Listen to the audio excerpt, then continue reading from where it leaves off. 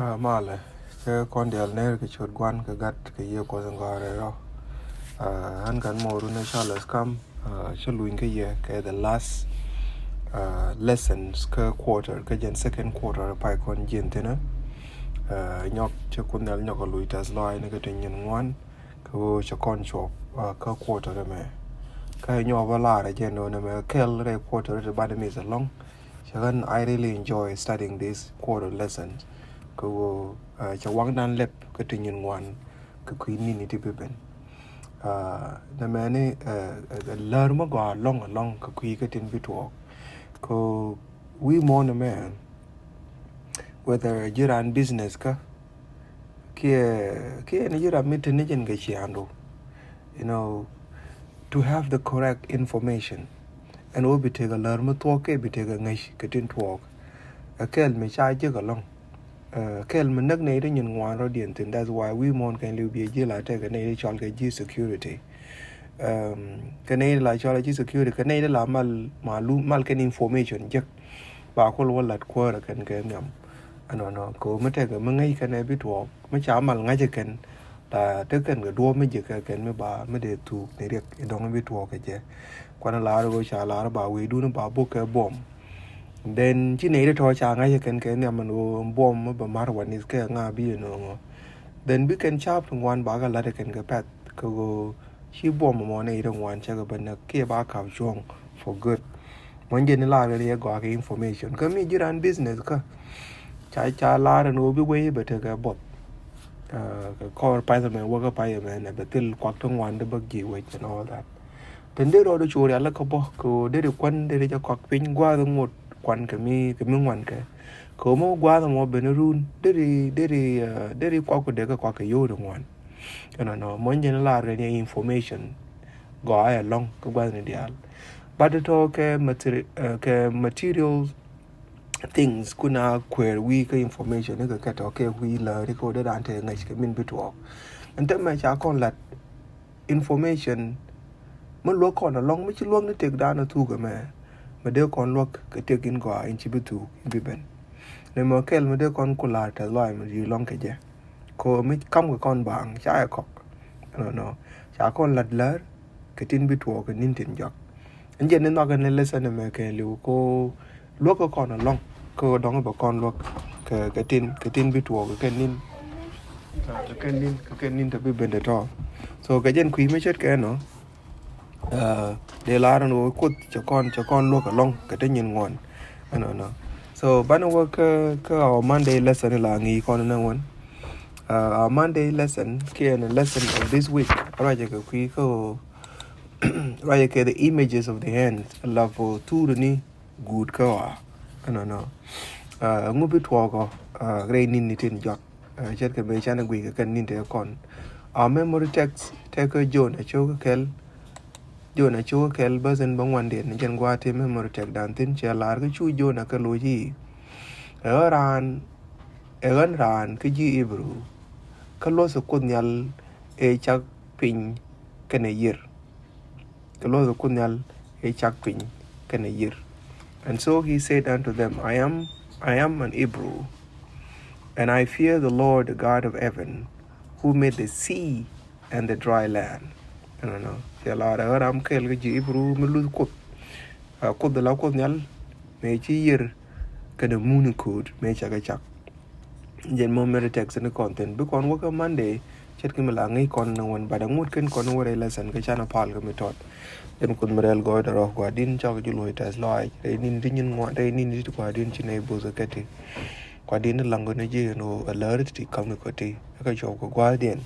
chất cái mình chịu gọi qua đi level lôi có ba cái ngas trên cái ngas ấy chẳng người nó gì nên là về cái nó ra in chỉ là để talk có qua đi chỉ đắc đi để về mà chỉ này giờ bực quỷ nó bên lúc này có đây này liệt của đi nữa để cái qua giờ cái đó cái đây này thì cái ngas cái tiền chỉ là và ngoài để thì có cái số đúc cái đúc nó qua ra và cái màn đây rồi giờ cái lat read cái đuôi lat read cái đuôi ngay con nó cha jo na cha giật cái đòn mới chal cái cha giật cái đòn mới chal cái ní nữa jo na ma cha je ka do ma chol ke Nineveh ke jitar kwana la ke jitar Hebrew ke yen gwa da na ka ta dien ma chike wo ke jitar Hebrew karo naturally de na ka la ke nei di je ka nei di ji je re dien che pi da long de chen ken ja le je chen ken nei de ngwan je ya ken na da long nei de te long la ba te la ji Nineveh ke cha ka ma da yang city ko mi chi di la long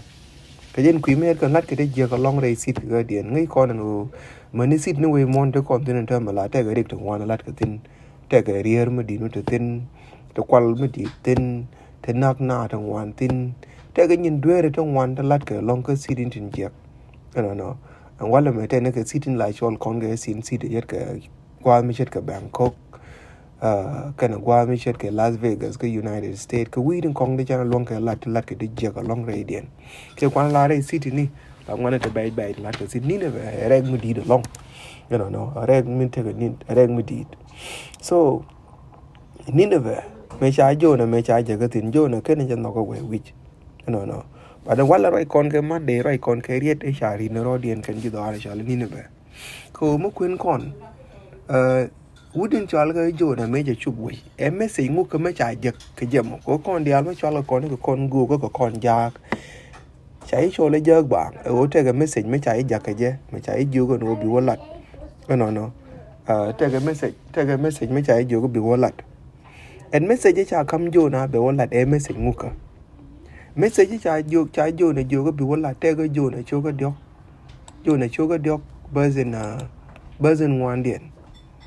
nhân qua dân chạy vô na mình chạy vô này nhân message chạy vô này vô bị quên lật quá đấy là quên vô này cho cái điok version ngoan điện cha la đi mấy chi jo na nien kel tuk jal chwe ku karwa je hi ni ne be dak ko ni te jen ngoan no mon jen message jal ga je and yet 40 days and Nineveh shall be overthrown and over Nineveh ba dak jen wa yo ku ke jamo message me de gwan na kop ke de gwan na yen ke de gwan na le na có đông đây là nó cover ji security có cái message mẹ ni cái ngã này bảo lại thế đóng ngoan để thì này cái but what happened the message is very clear có chana yo ba Nineveh ba dak ji Nineveh mấy chú thuộc cái dân qua đây đàn qua ji Nineveh chết cái mấy chú thuộc cái mà có mất khuyên con cái Nineveh cái mất khuyên con cái dân chúa cái dòng phải con khuyên birthday cho cái birthday ở đây có nó anh thì mấy chi message mẹ mấy cha là để jo mấy cha cái là message mấy cái này mẹ ajele ko cook and Nineveh ba da ko kor ni te jen ngwan lo no kor Pascal ke ni na wala dak ke ta long ka ngu chi ji Nineveh la do mo kwen kon ka jen jo na cho ga dok bas die jo ka bas wal che lar ne che wo chu Nineveh riet ko nyal ngas ke chu ke je gok ibine ideal mitek ke bi koro moj ke biye ni chwali ne iti dit amani nyentie ni ken mi nyu ni go ichi koro rit ke je ken amani kwar indeed ke Nineveh chwe kom kwar da ban pin ke chwe bi kwar da woj chwe biye ni chwali las ke chwe nyur rei tu bo mi nyu ni go ichi loide jat chu kwar kene neke gwogi bikeriet jaka ji Nineveh wake hi chalar e kwar ke kwiji Nineveh dial en go teleram kel mabi duor chakcham ne dial kana og dial ke de dial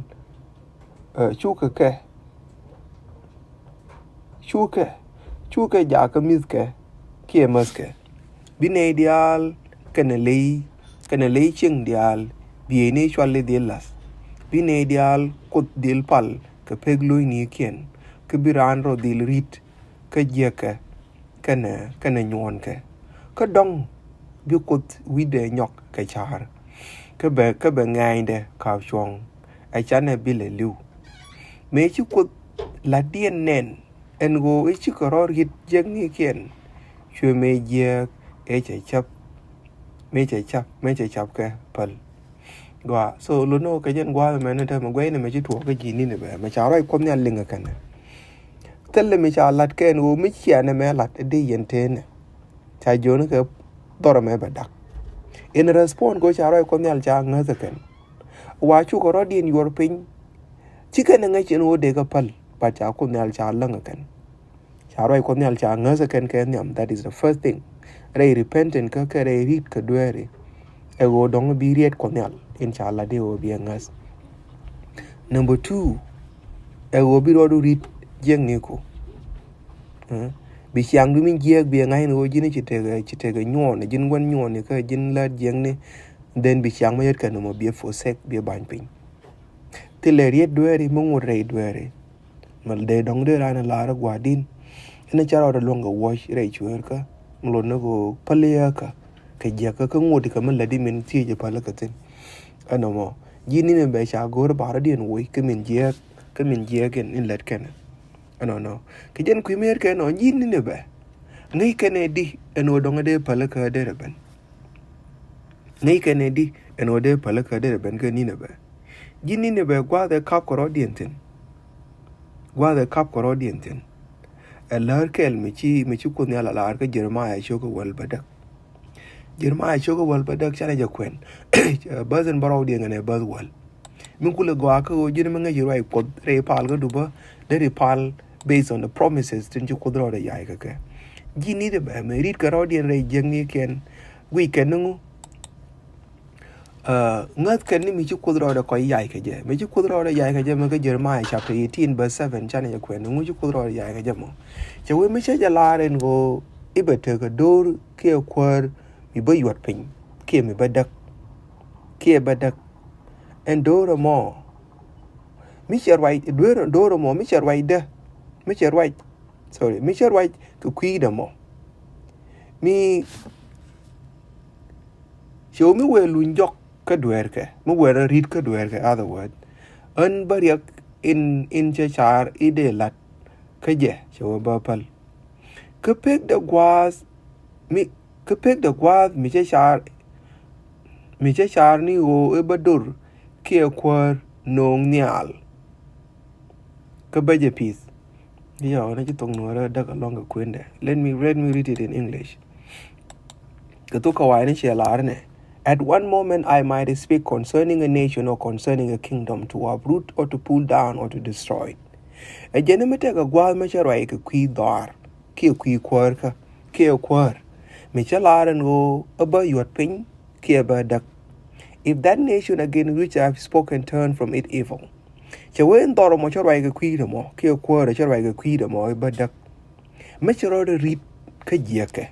I will relent concerning the calamity I plan to bring on it. Chawen bariak in chalari bit walk ke bit walk jan kwara mo me charai read re jangi ke chawa bariak in chalari de talk jawa ba kap chuang ba pal. Or at any moment I might speak concerning a nation. Kie me chete ka gwa madong me charai ka kwi wesh kie ka kwi kwar me chalari no en ba tat ke ba kap nyal ke ba pit. If it does evil in my sight by not obeying my voice, and then I will think better of the good with which I had promised to bless it. Chawan me charai ka kwi wesh me chalara na ba kap nyal ke ba peace. Ke you we me chet ke no more. Chala tuoga no ken jo do los ke ken rai de ling. E chuan ne yen ka wan yam ka lat jeng ni.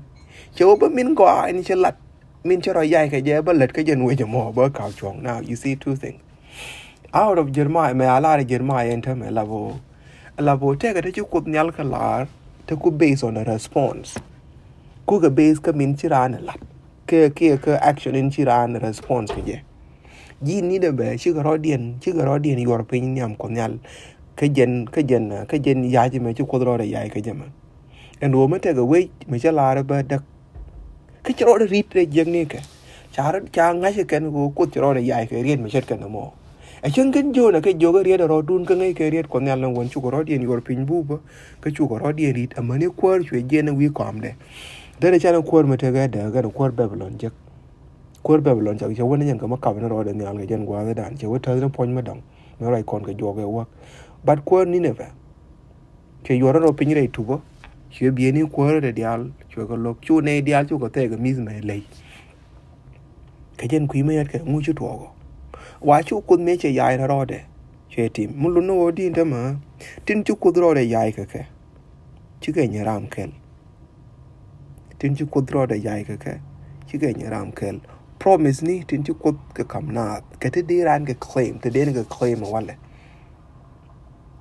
ke nyun kon te de kon ko la te ga wood kel me jina nge je long ko kui pal ka che we kon mala pal kon kui kon min ti kon palan chol ga je partition me we ko court ko bi chong no bi o ti di do bi o claim kwana la ro dong me ti yen ka we me chol ga country ka te ka lo se cha yal pin te cha la ra bi ku me ka let ka ne ka me jin bo me we ti ko court bi wo ti ne chong du min chu ngu de la riet ko nyal chet ka ngot ko kon me te ka me chu ko nyal la yai na ro de e dung du me de dang ti ka chong ko de wo ti ka je chal ka je partition ko ji ni ne be kwa me ne ko chu ko ro de ya chen wo be me chet ka no mo be la den chi ka min cha la ro ko nyal no mo ka ro di no ri re dwe ri ken cha dwe ken nok cha ro ri re dwe ri ken tam me te ka chong ko ba promise chu ko nyal la ra be la de ka claim ko me she la me dan ma re pa le kon bo akel me de kon la but eno mo no dong de ne promise ni chu ko nyal ka kam kon de ka claim re pa le kon ko ke nyin kon ne cha kam kon ka yen kwa me cha kon yo ga di ha ne me ko le lu ngu ke nin tin jok kon wo kon tin ko cha kon yo ke ni so ne kam wo kon de te kan ga mo lot ke ga mo nyo ko kon kan ku ni tin pe ben en wala mo rai kon Jonah me rai ke je me a message a lar Jonah je en wo ko ro introduce e ran Hebrew mulut kun yal le chak nyal ga ne pin e mo go ro be tiem ne re kon en go chere ke message cha kam kon ya lo and 3 angel message tin jel wi mon tin joga nan wo pala nga pala no kun yal kara ko gwa me che join de me re rit ke me chi jini ne be ro de rit ke cha chut ko cha kam nyal cha kun yal cha los chu jini ne be chu ka wo pa ne ka gwa de chi ku te di me chi ko parwe ke de me chi ka ro de lyak ke nin to kong ko ngai ko no bo me ni gwa de cha nam ka nazar me cho rit re do ri ka nam ka nazar me cho rit re do ka cha we de cha pa le ka yen gwa de dan but ka gwa e cha ko cha nyo ko parwe ga Babylon yen gwa wo dak Babylon we to sin me ni ne be bo ke ne de cha ro di rit cha ka pal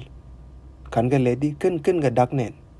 cha kon ku le jo ko di ha ma ken nin to be to bo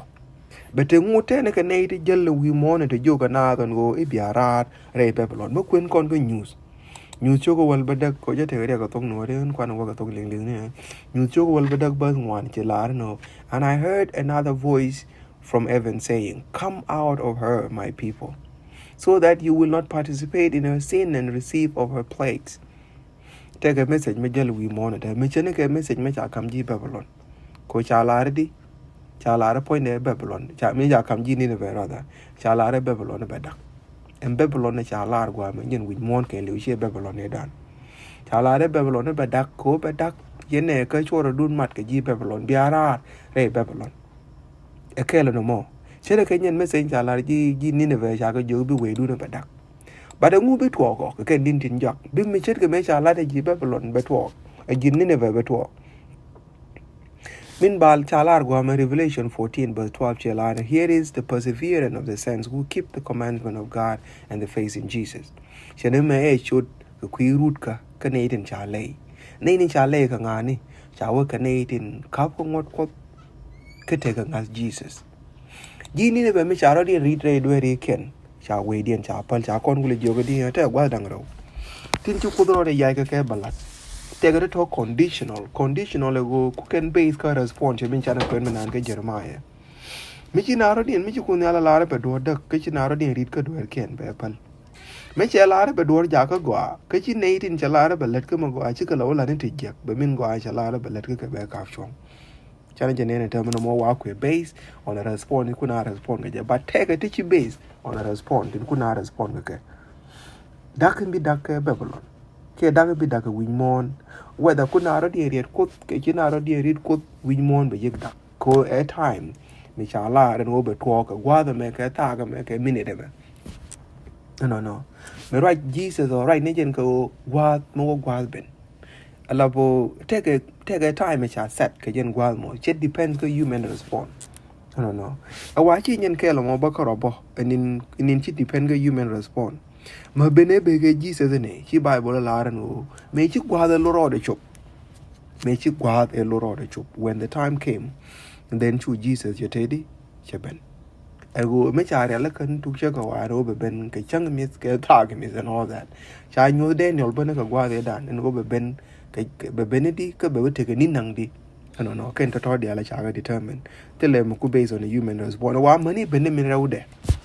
ma kwa la re bi dak be lo no nga mo lo cha time ni jabo